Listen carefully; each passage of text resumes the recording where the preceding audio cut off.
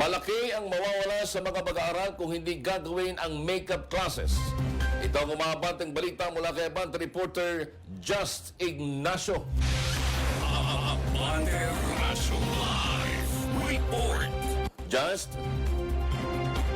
Bonnie, malaki ang mawawala sa mga mag-aaral kung hindi gagawin ang makeup classes. Ito ang sinabi ni Education Secretary Sonny Angara matapos igiit ang importansya ng makeup classes sa mga paaralan na nagsuspinde bunsod ng bagyo at habagat. Ayon kay Angara, ipapaubayaan niya ang paaralan sa paaralan ang schedule nito. Maaari niya itong gawin sa pamamagitan ng pagdagdag ng oras ng pagtuturo sa weekdays o sa araw ng Sabado. Ngayong araw, marami pa ring eskwelahan sa iba't ibang lugar sa Luzon ang suspendido pa rin ang klase dahil hindi pa lubusang nakabangon sa hagupit ng magkakasunod na bagyo at habagat. Ako, si Just Ignacio ng Abante Radyo, itong balita mabilis, mabangis, walang mintis.